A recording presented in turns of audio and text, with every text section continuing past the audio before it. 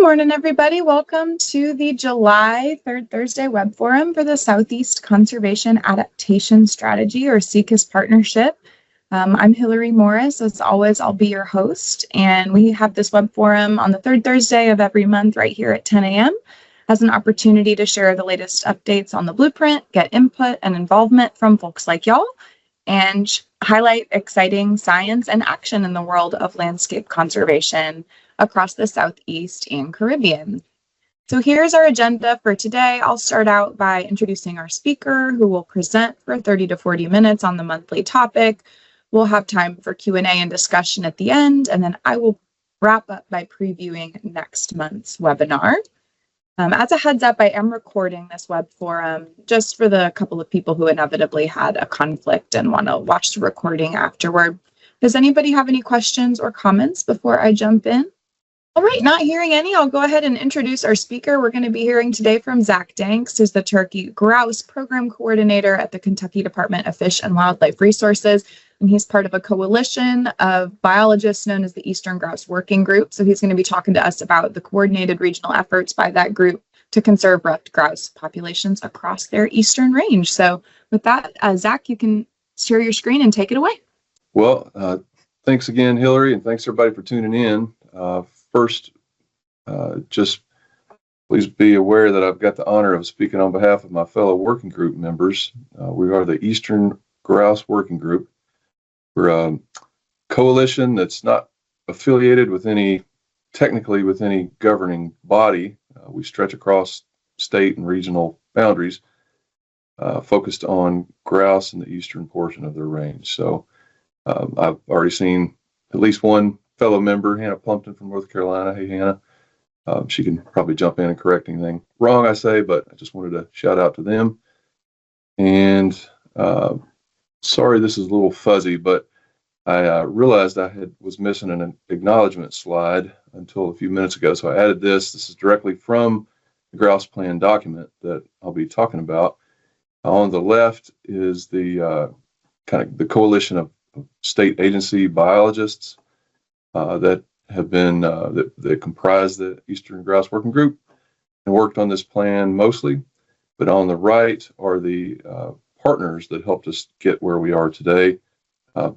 Particular shout out to Todd Fear with the Appalachian Mountain Joint Venture and the RGS, Ruffed Grouse Society, American Woodcock Society staff who helped us get here too. And there's lots of academics and Forest Service folks and Fish and Wildlife Service folks too. So just wanted to get that out of the way in case I went long and didn't have a chance to. Okay, so here's what I plan to talk to you about in short. First, the bird and the need. And so I might risk talking a little too much about this, but I kind of suspect that since we are in the southern fringe of the grouse range, there might be a little less familiarity with the species. So I kind of want to talk about its ecology and trends and the challenges that instigated the effort that we'll be talking about. And then the foundations or sort of backstory that led up to this plan from the first ruffed grouse plan that was range wide, and then the formation of our working group focused in the eastern portion of the species range. And then lastly, the plan itself, its components, and kind of the initial steps that we've taken. So I'm showing this because anything to do with Aldo Leopold, I tend to like. So Leopold liked ruffed grouse. I like ruffed grouse. He was a hunter, and he spoke eloquently about ruffed grouse in Sand County Almanac, which I'm sure most of you have read. If you haven't, you should. And if you have read it and glanced over this grouse quote, then go back and check it out. But Leopold, of course, was the founder of modern wildlife management in this country. He was a northerner, though. So I just wanted to throw this up there to say, kind of off the bat, that there has been for a long time a small but I guess ardent group of grouse hunters in the South, across the East too, but just focusing on the South since this is a Southern audience. That book cover on the far left, Upland Shooting Life, that's by George Bird Evans, an author who wrote a lot about ruffed grouse. He was from West Virginia, hunted the southern Apps and mid-Atlantic states there. And, there was a time in the 70s and 80s when you could really cash in on ruffed grouse if you knew where to hunt, how to hunt, had good dogs, could shoot well. And these are some folks that I've gotten to know in Kentucky over the years. And then that lower right's one of my buddies that still gets after grouse in eastern Kentucky. So the bird itself is just magnificent. If you've not had the good fortune to see one in person, then I hope you do sometime. This guy here is putting on full display the namesake of the ruff, that prominent ruff male displays when he's strutting there, got his tail fanned out like a turkey on his drumming log, where he's trying to attract a female like that lady that's I don't know, loafing, dusting in that path there. And the goal is to reproduce and produce little chicks like that guy up in the upper right, who is, trying to weave his way through the tenuous first few days, weeks of life. Okay, so this is this range map's a little dated, and but it does a good job of showing the wide distribution of the species. This is the most widely distributed game bird in North America. Of course, you can see we're centered on Canada for the most part. It's a northern bird from Alaska all the way to the Atlantic coast, stretching down the Pacific, Rocky Mountain chain, of course, into the upper Midwest, disjuncts in the lower Midwest there, and then down the Appalachian spine. Now, it's not quite accurate because you see a little blip in Arkansas. I doubt those birds are still there. I know the birds in western Kentucky, the land between the lakes, and southern Illinois, those birds are unfortunately gone. They've blipped out. Missouri's populations, they recently restored population again, but some of those outlying populations are probably really under threat. Alabama actually also had birds, and who knows if they still do. We don't know too much. Certainly northern Georgia hopefully still does, and really extreme west South Carolina does as well. So again, this is it's not a great map, but it gets the point across hopefully. They are a northern bird, so in the wintertime they develop these little finger-like projections called pectinations on their toes that help act like snowshoes in snowy environments. And they're able to exploit snow cover to stay warm by snow roosting. So they'll dive into the snow, get under that snowpack, and stay much warmer than the cold ambient air temperature of those northern climates. This map shows the overlap between ruffed grouse and that of aspen, mainly quaking and big-tooth aspen species, in the northern states. And this grouse here is sitting on a branch of an aspen. Aspen is nutritious, it's readily available, and it's able to sustain grouse populations in a basically keeps their densities at a higher level than we see in the non-aspen portions of the range, like the southern Appalachians, like we see on the map here. So it's almost like there's two different modes of existence for ruffed grouse, the northern critter and then the more southerly non-aspen range critter.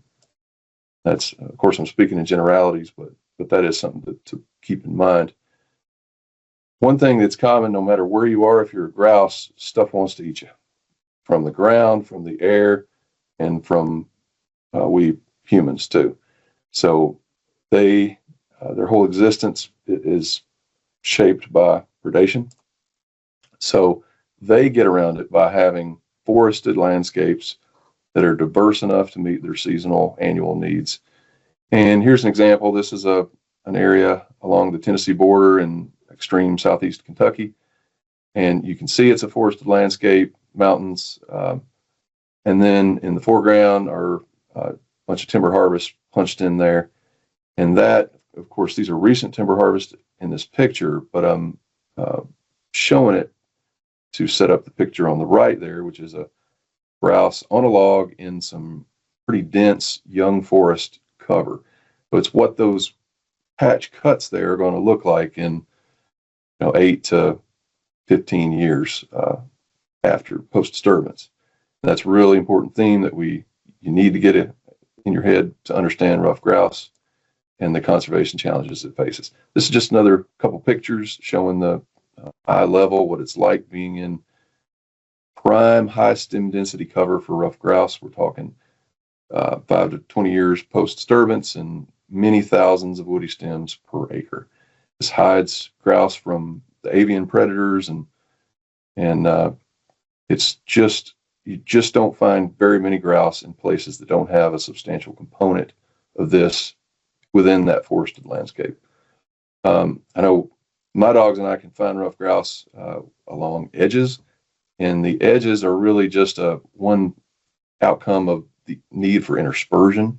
So this picture on the right showing a young aspen cut on the right, adjacent to this hard edge of bigger, more mature hardwoods and aspen. This is northern Wisconsin, but a scene like this, just trade out the aspen for poplar or other species here in the south, in the Appalachians, and you could just as well have this very scene for grouse. And when you look at a grouse annual cycle, they're ranging over 40 to 100 acres, depending on sex and season. Again, within this forested landscape, it's all about mosaics. So on the right is an image of an actual grouse home range from the Appalachian Cooperative Grouse Research Project. It's probably definitely the largest study conducted in the southern portion of the species range. And it's just meant to highlight that there's a lot going on. There's multiple forest types, there's different age classes, slope positions, mesic to xeric aspects. And so all these things ideally need to be juxtaposed, interspersed to be of maximal benefit to grouse. Okay, so now we're looking at a more recent trend map from eBird data out of Cornell. And maybe just take a look there in Wisconsin. So where I hunt is north of Eau Claire. So it's in the white, which is considered uncertain or stable maybe. To the north, populations are more apt to increase and be more abundant as you move eastward, especially when you get to the Appalachian chain. You can see that we entered in the red territory. That means declining abundance, and then or declining trends rather, and abundance declines as you move south. So like in my state of Kentucky, grouse it's pretty hard to detect them. So that's just a function of how relatively rare they are compared to the northern states and even to some of the other eastern states. But this slide's really meant to show the context for grouse population status today. So in the east, outside of Maine and southern Canada, grouse are just not faring well, whether that's in the Adirondacks or the Green Mountains, the Alleghenies. The decline is not in the direction. I mean, it's an obvious decline. And here's some more evidence for that. So I stole these figures actually from the appendix of the plan we put together, our working group did. So along that top row there, these three plots are all Christmas bird count index for ruffed grouse. Moving left to right, we got the New England states, the Mid-Atlantic states, and the southeastern states. Obviously, all are trending downward. Now, the magnitude scale differences in the south, if you look at the y-axis values, if you can even read that, we're at a much lower level, but the trend is the same.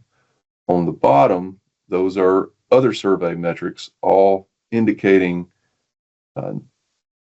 annual declines as well. On the left, we got U.S. Breeding Bird Survey estimates. In the middle, it's the states that have 2 breeding bird atlas surveys completed and the declines between atlas periods. And then on the right, that's hunter cooperator flush rate data. So this is what a lot of states have done historically. Use our hunters to their encounter rates with grouse to index population, and in all cases, we see declines, unfortunately. So you're probably familiar, a lot of you, with bird conservation regions, these broad groupings of ecological conditions that can be helpful for thinking about bird conservation. So I've got a couple highlighted here. PCR 28, which is the Appalachian Mountains. in that kind of olive green color. And then BCR 29, the Piedmont, just because it's close, we see the populations are very low in the Appalachians right now, and they're nearing extirpation in the Piedmont. And I would say on the western side of the Appalachians, it's basically the same. BCR 24, the central hardwoods, where I'm situated at the moment, we're peripheral, but a lot of that range birds have been extirpated. So lots of evidence for the problem. So you might logically ask, well, this is a game bird, and I get it that you like to hunt them, but why not just curtail hunting to some degree, reduce opportunity, bag limits, shorten the season, or even close the season? Well, the best published information we have on that, albeit a little dated now, nearly 25 years old, showed that even if you closed seasons on treatment areas, grouse survival did not improve at all. Now, maybe we could be seeing some differences in the future. There have been some states, Pennsylvania comes to mind, that has curtailed their hunting somewhat, and I think they've got some preliminary information showing that maybe there's some benefit. But there's a lot of evidence from states that have reduced hunting opportunity years ago. Ohio comes to mind, Indiana most recently, and that just hasn't resulted in any sort of increase in grouse survival that we would like to see. So unfortunately, grouse hunting regulations are a pretty coarse tool that may not necessarily get us to where we need to be. Most grouse biologists believe it's really a habitat issue. So here I'm showing a 1983 clear cut on a University of Kentucky research forest. I took this picture in 2017, I believe, so it was like 34, 35 years old. Now it's 40 years old, over 40 years old. At this stage, what was once a clear cut, and 5, 10, 15 years post-cut was good grouse habitat. Nowadays, in this condition here, you would be lucky to have a grouse passing through. The problem is it's kind of a desert. There's no high stem density cover, and there's no mature mast-producing trees, because grouse do utilize acorns when they're available, and beech nuts, and those aren't going to be present in a stand like this that was clear cut. So it's not just a grouse issue, though, and I know I certainly do, and my colleagues often point to other species that are declining and that at least exploit habitats, some of the habitats that grouse do. Whippoorwills, prairie warblers, cerulean warblers, while all slightly different, there's nuance in their habitat niches. Similar trends, similar in that they utilize young forest or patches of young forest adjacent to older forest like grouse, and their numbers are declining. So the problem really is that we have this across the eastern deciduous forest writ large, we have this bulk of middle-aged forest between 40, 80, 90 years old. We don't have much young stuff. We don't have much old stuff. Forest is trending younger.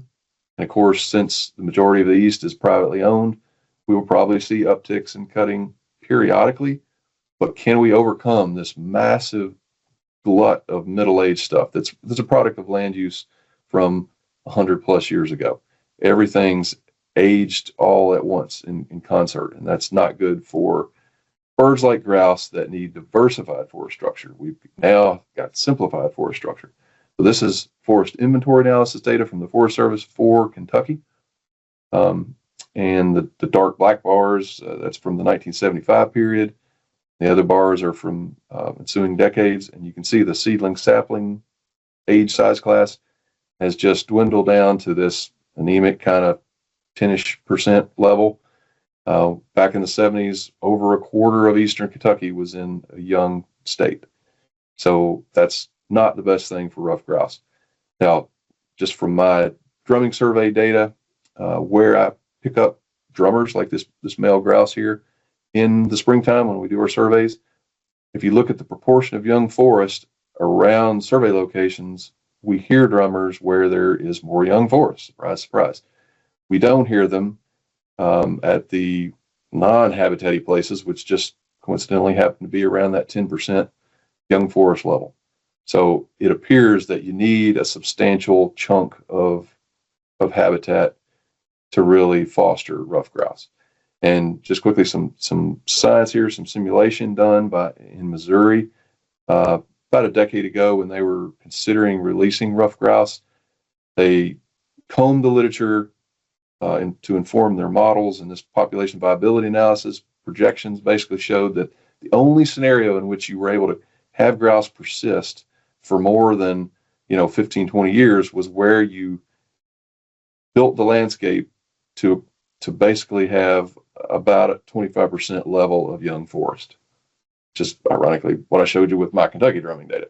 There's like a threshold there, it seems like, for maximal grouse abundance. Otherwise, they're going to decline according to these studies. Okay, so that's habitat. This slide hits on a more recent factor that probably a lot of you are familiar with for other species, other bird species, but grouse are succumbing to it as well, and that's West Nile virus.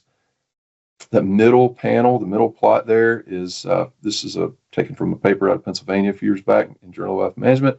So we're looking at the probability of persistence or colonization. West Nile virus, it's negatively correlated with that ability to persist. On the left is forest cover. So that's what I talked about earlier, the forest landscape. It's positively related to grouse occupancy of the landscape, persistence, colonization. And on the far right is the young forest trend. So in places where you might have a positive trend in young forest, you see a positive occupancy and persistence, whereas in declining areas you don't. So just showing this to kind of summarize what I've talked about thus far. Now, that big Appalachian Cooperative Grouse Research Project, that big study, really informed what we need to do for ruffed grouse. Of course, grouse have been studied for a long time in a lot of other places, and we generally had a pretty good idea of what's needed, and that's forest management. Timber harvest, prescribed fire, forest stand improvement. Of course, with that comes the attendant treatment of invasive species that are just inevitable in our landscape today. Even things like enhancing, maintaining trails, daylighting or cutting back the edge of trails, which are heavily used by ruffed grouse, forest trails I'm talking about, and logging roads and skid trails, landings, those types of things. So typically, silviculturally, we're looking at even age methods, but it can vary. We clear cutting here, I've got that highlighted because grouse do respond to clear cuts. That's almost a dirty word in our modern society. We often call them regeneration cuts, not to be deceptive, but that's really what we're after. We're after that regenerating hardwood stem density. Of course, you can get at it with alternative forms like shelter woods and two-age shelter woods that maintain diverse age classes. And I think I'll show a picture of it here in a minute. Group selection, patch cuts. You want a diversity, again, the mosaic term that we talk about a lot, and then scale, ranging from the local scale of the treatment from 25, 50 acres maybe to the management unit scale where you've got multiple treatments within a management unit, and then spread over a landscape of thousands of acres. That's what it would really take to get at ruffed grouse. So here just a cartoonish illustration of a clear cut compared to a shelter wood cut, which again, it's retaining oaks and the ability to rain down acorns as a food source, when the interstitial space there is going to grow up into high stem density cover in the ensuing years. This is what that will look like. These are, on the left is a picture from Eastern Kentucky, and on the right, I believe that's from East Tennessee or North Carolina. I can't believe, I'm not sure which, but it's from the ACGRP study. That's a big white oak with lots of mid-story stems around it. So you've got food and cover perfectly in the same spot for grouse. Okay, well, we know what to do. Doing it is difficult. I've spent a lot of time trying to form partnerships and reaching out to different disciplines. I went to school to be a wildlife biologist. I took forestry classes, but I'm not a forester. So I put out posters like this to try to reach certain audiences. The fact is, these bullets on the left challenge me and all my colleagues in their states to actually making it happen. Probably one of the biggest goals is that, or barriers rather, is that we don't have markets for the low grade timber that's standing on the landscape, because high grading is so prevalent. It's too easy to just take the biggest, best trees and leave the junk. And that has multiple ill effects on the forest. Grouse really doesn't care, but sometimes it means that we don't remove enough of the forest canopy, which doesn't lead to a big enough flush of regeneration to help grouse like it could otherwise do. Of course, it's got future implications for the health of the forest, which is not good. In the South, in particular, our national forests, which are large tracts of public land that could be professionally managed by well-trained foresters, provide recreation for grouse hunters and anybody that likes to enjoy grouse and young forest species, but lawsuits. In my state of Kentucky, the Daniel Boone National Forest has been majorly hamstrung in their ability to harvest timber because of litigation. And that affects the other state forest or national forest to varying degrees. And the Forest Service has got so many other challenges, from wildfire to staffing shortages, you name it. At a state level, we don't own hardly any land in my state. Other states may be different, but state land is just inherently limited. And so even if we manage state land perfectly, our ability to influence the population, speaking larger, is going to be difficult and limited. We're always faced with limited conservation capacity, funding. And then, of course, the challenges of West Nile virus, invasive plants, oak decline, climate change. Again, this is a northern bird, and we've got climate change probably pushing it farther north over the ensuing years. So a lot of challenges, and I'm not saying that to be doom and gloom, but I've got to set the stage for the plan I'm going to be talking about. But before I do, a little more background. All those things were known, talked about, spelled out in the first ruffed grouse plan that came about in 2006. This was a range-wide conservation plan. And the neat thing about it was that they had lofty aspirations. They were trying to compare 2005 with an idealized base year of 1980. And that year was chosen because it represented sort of a happy medium between when the large changes in land use that resulted from the early 20th century had sort of stabilized. You had massive cutting, clearing, farming, farmland abandonment, which led to this big boom in habitat, and depending on exactly where you are from north to south throughout the decades. But by 1980, you'd settled into a lower but still relatively high level of habitat for ruffed grouse, habitat suitability across the landscape. And they were comparing 1980 to 2005. And they basically set a bunch of prescriptions, a bunch of goals. And they did that using forest inventory data and published data on grouse densities for each forest type. And so they very logically organized it by bird conservation region, like I spoke about earlier. This is the PCR 28 for the Appalachian Mountains.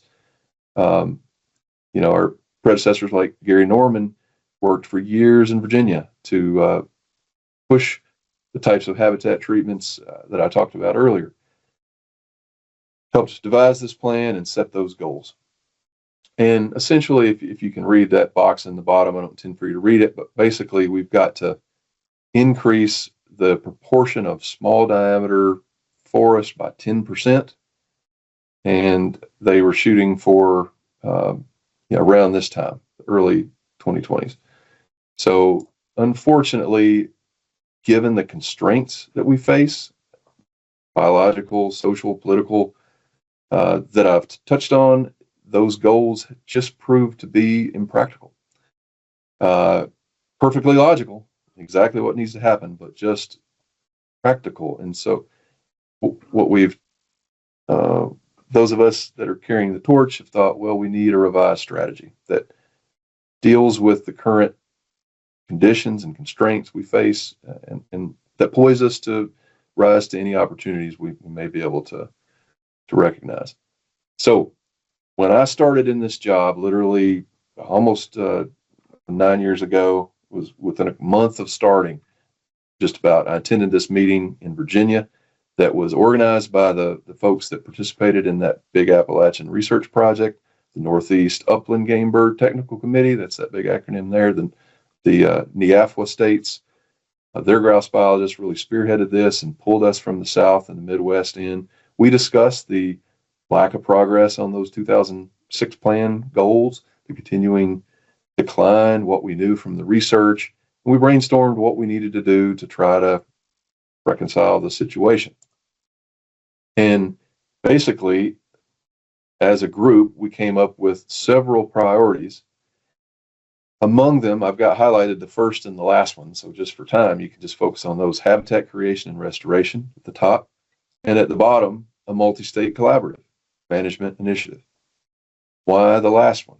I've talked about the first one, but why the last one? Well, because we are individual states. We have limited ability on our own. So strength in numbers is what we were going for.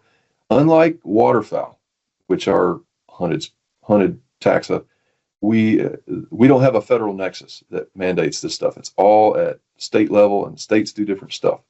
So how can we, as grouse managers, biologists, researchers, advocates, pull together our knowledge, resources to do something that's going to benefit us all? Well, probably going to need some sort of plan of action. And so that's what I'm here to talk to you about today. Let's go a little farther forward. COVID hits 2020, and we sort of get stifled a little bit, like everybody. The world slows down, but we convene virtually, and we have a meeting. We get everybody together. We discuss priorities and progress in our states, and this continued notion of a regional initiative, strategic planning effort. We continued to think that they were important, and so this grouse working group was formed. Originally, there were 18 states across the New England, Mid-Atlantic, Southeast. The Midwestern states joined in, the lower Midwestern states, and then we got the upper Midwestern states by 2020, 21. And we were at least all in one room, quite often talking about these problems. 21, we, again, virtually, worked toward a strategic plan. We didn't develop the strategic plan then. We laid the groundwork with a facilitated workshop that was, frankly, exhausting but useful. This manager's model, where we literally identified everything under the sun that could affect the grouse management system in the eastern U.S. All the political, economic, administrative, biological, you name it. And we essentially define these desired future conditions, which I'll talk about and which feature in the current plan. And the goal was to, again, characterize that full system. We developed these desired future conditions, current conditions, so that we knew where we were and how they're affecting the system, gaps in our ability to meet these fundamental objectives, things that fundamentally needed to happen. And we actually put out a piece of gray literature, a white paper we called it Road to Recovery. And it was like a pre-plan. And it developed a nice spaghetti matrix like this, essentially. The dark brown blobs there are what you need to focus on. These are our 4 desired future conditions, and they're pretty logical, I think. We desire in the future to have more ruffed grouse, viable populations. To get there, we need sufficient habitat, which requires forest diversity. To get there, we need essential capacity and all the many aspects that entails. And to foster any of it, we need effective communication and engagement by a plethora of partners. So it's a crazy diagram, but it's pretty logical once you get into it. And so with that under our belts, then we embarked on this strategic plan effort to hopefully guide conservation of grouse in the eastern states. And we wanted this to be basically a high-level plan so that individual states could step it down, develop their own plans and their own, that suits their own needs. So it's not a plan specific to our working group. It's not EGWIG specific. It's very much meant to be a foundational for all partners, land managers, NGOs, other species that help us out. Really meant to be used by a wide array of partners.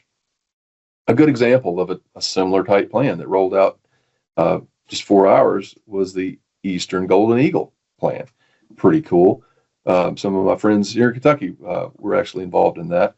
And it's a really well thought out plan, very similar,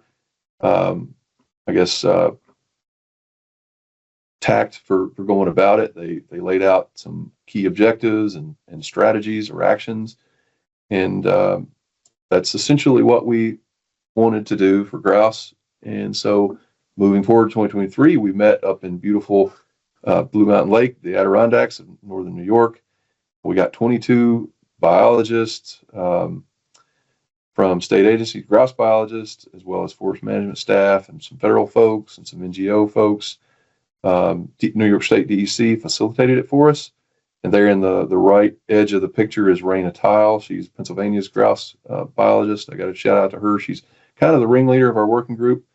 And she really spearheaded this meeting, helped us refine the many fundamental objectives from that road recovery document, the sort of pre-plan, and helped us whittle it down to some useful actions or strategies that we could put into this plan. And so here we are, 2024, last year, we drafted the actual plan. We went from all that visioning that I talked about through over multi-years. We finally got to a plan. So this plan is really meant to lay out actions, 21 of them specifically, that we can address to tackle these large scale issues. It's not meant to be prescription. It's really guidance, because there's just too much going on in different states, different challenges, similar stuff, but different particulars, I guess I'll say. So everybody might have to take a slightly different tack, but we're essentially laying the groundwork for moving in the same direction.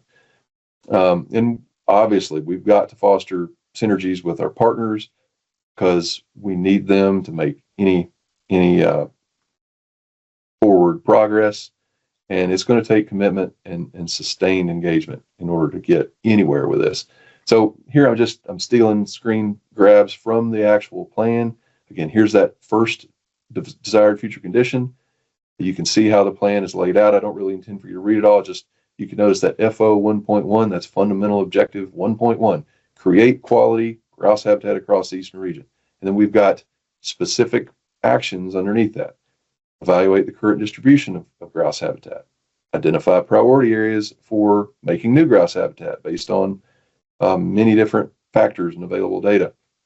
Within your priority areas, then you got to develop site-specific plans and that really speak to the ecological diversity we're after. And then understanding the scale and configuration of the type placements, that's a second fundamental objective.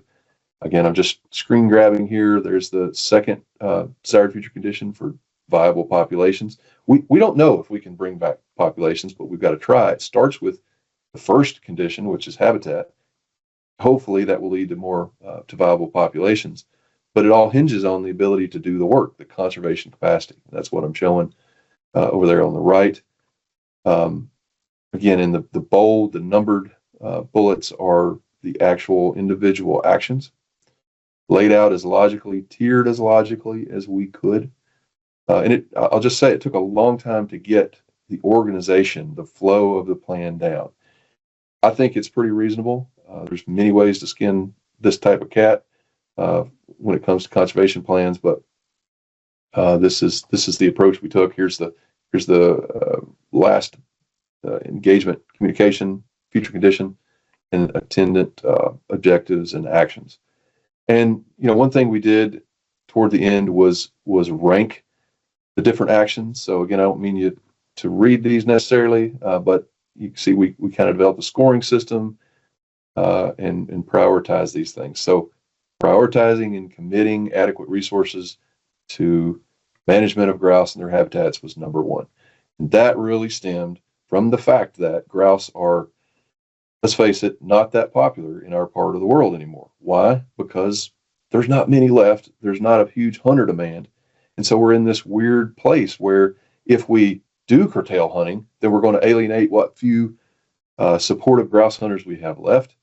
And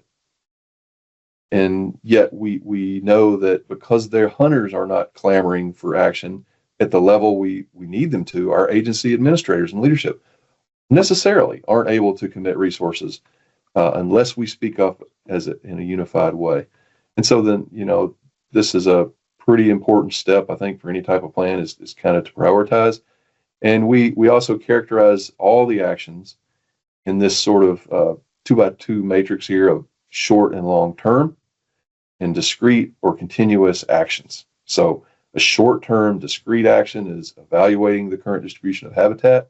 A short-term continuous action would be committing those resources, continually implementing plans. Long-term is going to be conducting research. Right now we've got to act. We know enough science to act, but we still need science. And so that's a longer-term goal. And then continuously, over the long term, we're going to need to evaluate our success. So that's kind of the different classifications of these actions. Okay, so nearing the end here, but this is the steps toward that we've taken so far. Last year, having drafted the plan, we took it before the Northeast administrators. They were supportive. They even gave us a grant to hire a graphic designer to make the nice glossy print version. And we pitched this proposal to hire a coordinator in the Northeastern region for this plan, because it's going to be difficult for all of us to devote enough time. And because the Northeast really spearheaded the effort most recently, and because they have relatively more grouse than us in the South, they were poised to take on a position like this, housed within an individual state. And there was good momentum, good conversations being had within the NEAFWA hierarchy there about getting such a position funded. It was seen as a great concept, or a great example for this cooperative conservation initiative concept that probably most of us have heard about by now. Then in September, we took it to the AFWA, Association of Fish and Wildlife Agencies Resident Game Bird Working Group, to clue them in. They were very supportive, have been supportive. October, we began developing work plans for this coordinator position in the hopes that it could happen. And in December, I actually went before the CAFWA, Wildlife Resources Committee, the agency chiefs, and pitched the perhaps crazy idea of we southern states sending funding to the northern states to help fund that and get that coordinator position off the ground. And happy to say that there was actually some pretty good support among the wildlife agency chiefs. There's just a lot of questions to be made, because it's sort of a strange proposal, sending money across regional boundaries. Like, how does that even work? Very logical questions. We're still just very early in the game, but at least we had some good sentiment and backing. And then 2025 rolls around, and all the uncertainty that all of us have probably felt in various ways in our respective conservation work, whether it's funding or it's partnerships and staffing. We've all sort of faced this. And so agency leadership inevitably have been hesitant to take on new projects. Unfortunately, collaborative projects that would stand to benefit many. Everybody's just in a sort of wait and see, hold on for dear life position, however you want to characterize it. The upshot is that the plan's progress is on hold, unfortunately. So states are relegated to working independently in these, business as usual, disjunct efforts, important though they are. So all that to say, we have hope for the future, but right now we're in a holding pattern. And I would welcome any thoughts in whatever time we have here for questions. Hopefully I haven't gone too awful long over time, but that's essentially what I wanted to cover. I'm happy to take any questions or insight or thoughts on where we've been or where we're going at this point. But I will just say thank you to Hillary and SECAS for letting us highlight ruffed grouse, because they are a part of the southeastern fauna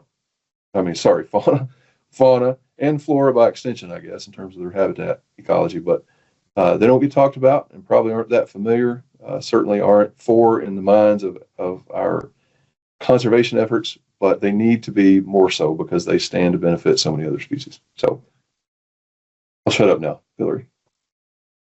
Oh, that's fantastic. You're right on time. Appreciate the great presentation. I learned a lot. We do have probably 10 minutes for questions or discussion around some of the issues that Zak was raising about how to sustain large-scale cross-boundary collaborative initiatives like that in the times that we're facing. I know that's something SECAS is thinking a lot about too. So I'll just go ahead and open the floor for questions. We have a pretty manageable group of people, so I'd say if you just want to raise your hand or pop yourself off mute and speak up, you're welcome to do that. I'm also happy to keep an eye on the chat and read any questions that come in for Zak's benefit and for the recording. So let us know what you think. Meryl. Hello. Thank you for this great presentation. I really learned a lot. I was wondering if you felt like with all of the challenging uncertainties right now, if there was maybe a little bit of a silver lining to, with the mandate to cut more on national forests, if that would kind of eliminate some of that opposition to timber management on our national forests in the South. Have you heard anything about that? Oh, definitely. Yeah, that's certainly something that I dare say every grouse biologist is thinking about. From a strictly grouse standpoint, or strictly a cutting and habitat creation standpoint, it has potential to help us out a lot. Of course, until I start seeing results from that, I'm not sure. The closest example, we had a big tornado rip through eastern Kentucky, unfortunately, here several weeks back, and it affected part of the Daniel Boone National Forest. And I've heard that they were, because of the red tape had been lifted to some degree, they were able to move in and do salvage harvest of that timber that was laid down much quicker than ever before. How that will manifest itself moving forward, I don't know.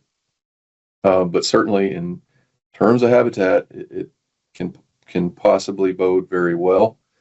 Of course, everything's a double-edged sword, and I try to say this and convey this whenever possible. Grouse are like walking contradictions. Sometimes they're nuanced because we all know things can go too far. Just like we have loved our forests to death, and the well-meaning, I'll give them the benefit of the doubt, the litigants to the Forest Service, for example, they think they're doing good stuff by litigating and shutting down timber harvest. That's too far of an extreme. Who knows? Will we go too far on the other extreme? I don't know. I kind of don't think it would be so likely.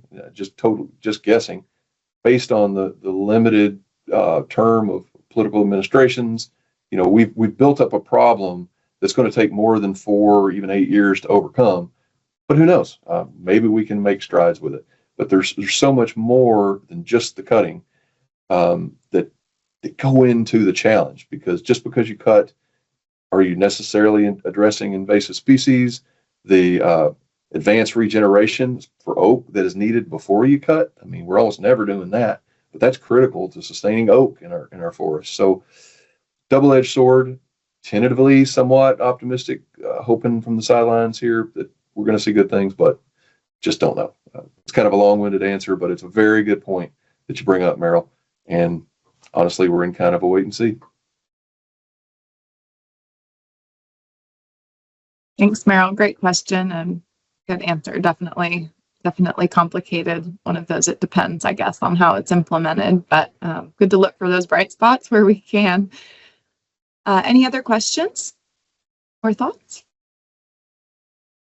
All right, well, not hearing any, I'm going to say thank you again to Zak and take back the sharing here briefly, just to wrap up with a preview of next month's web forum. So our August web forum will be on August 21st, same time, same setup as today. As you've undoubtedly noticed, we've been using these Teams webinars lately, and so there is a special link to register for next month's web forum, which I will drop in the chat, and hopefully I got the right one. We're going to be hearing from Kevin Kroger with Sylvestrum Climate Associates about some blue carbon research and looking at how we can apply blue carbon principles and understanding of carbon flux within coastal wetlands, not only to sequester more carbon and mitigate the effects of climate change, but also improve our management of coastal wetlands for other objectives as well. So really excited about this. It'll be a now for something completely different from grouse management, but hopefully interesting as well. Definitely encourage you to tune in. We don't have any updates from SECAS staff today, except to say that we are on track to release the 2025 version of the conservation blueprint this October. So definitely stay tuned for that. And I believe RUA will be putting a blog in the upcoming July newsletter talking a little bit about what will be new in this year's update. Other than that, I always like to end with this slide on how to get more involved in the SECAS partnership. You can sign up for our newsletter on the footer of any page of our website, secassoutheast.org.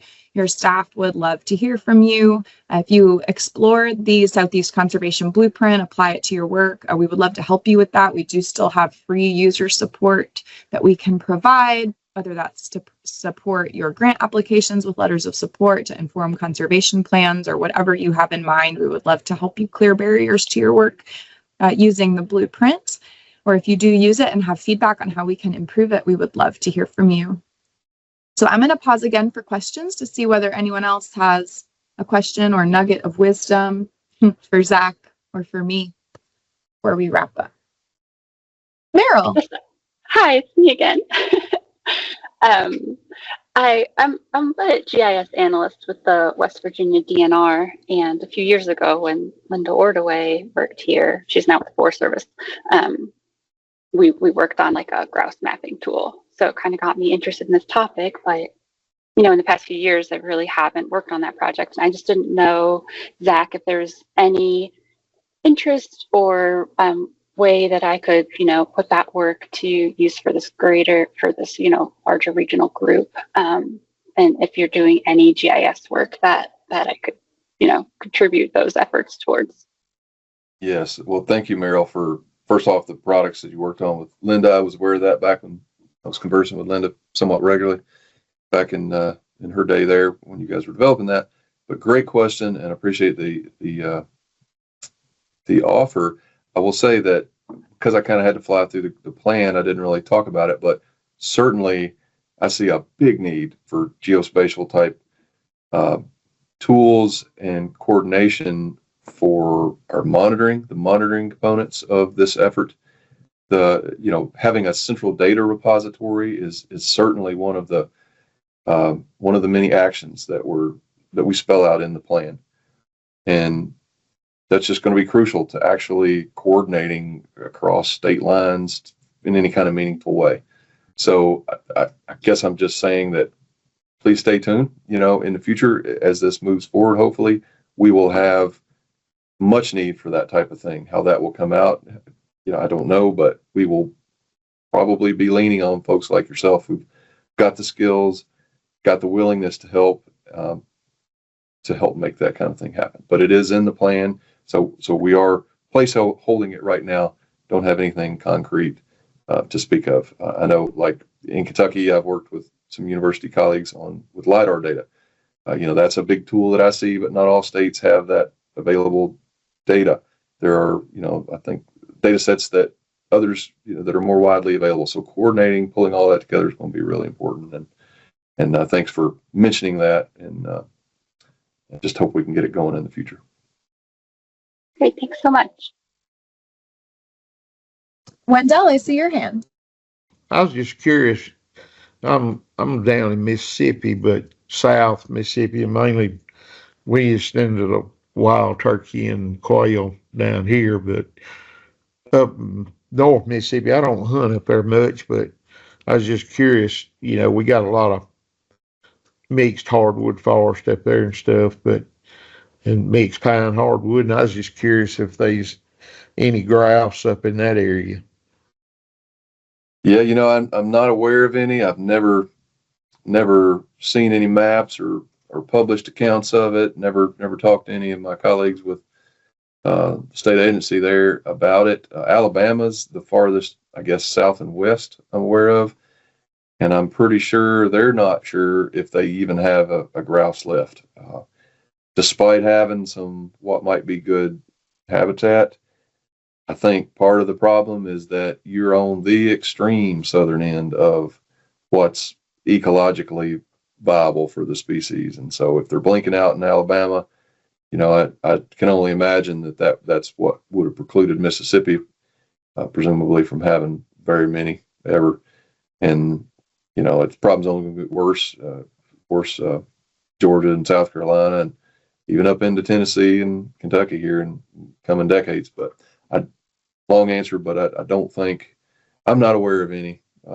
Mississippi, I believe, is squarely a turkey quail state.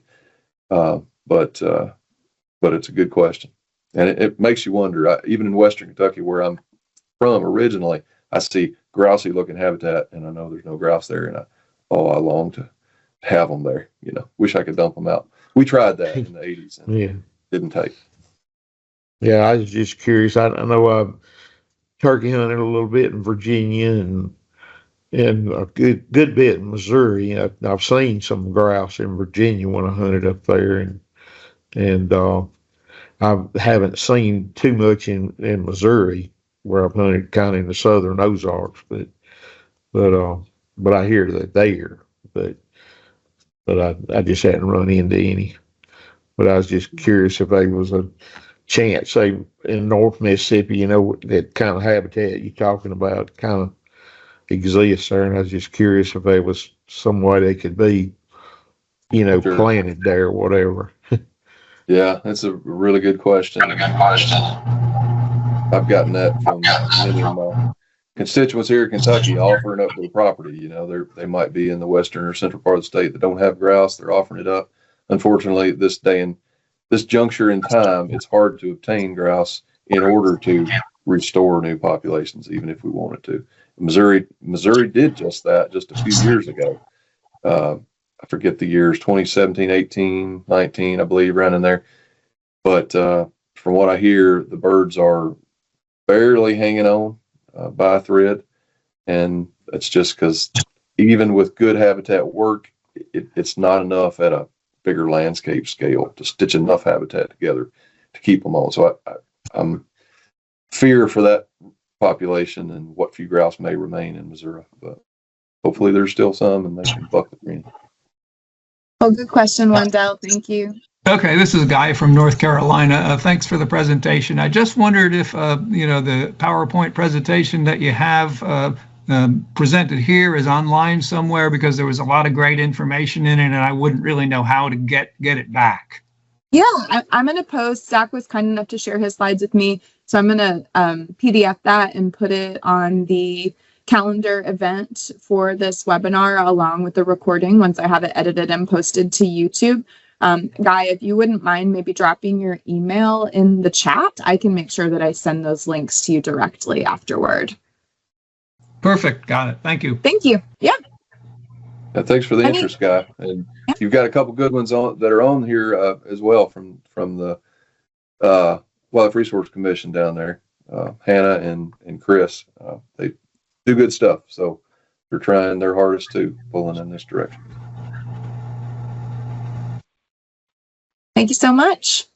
Well, for time, Right. I think I'm going to go ahead and cut things off, but really, really appreciate you all being here today. Fantastic presentation, Zach. Had some really great discussion. I really hope that this work kind of gets its traction going again, as hopefully we start to get some clarity on what the future looks like in the conservation field. It's crazy times. But thanks again. Thanks again for the invite, Hillary, and to all who attended, and really appreciate it. Yep. Hopefully see you all again in August to talk about blue carbon. Have a great rest of your week.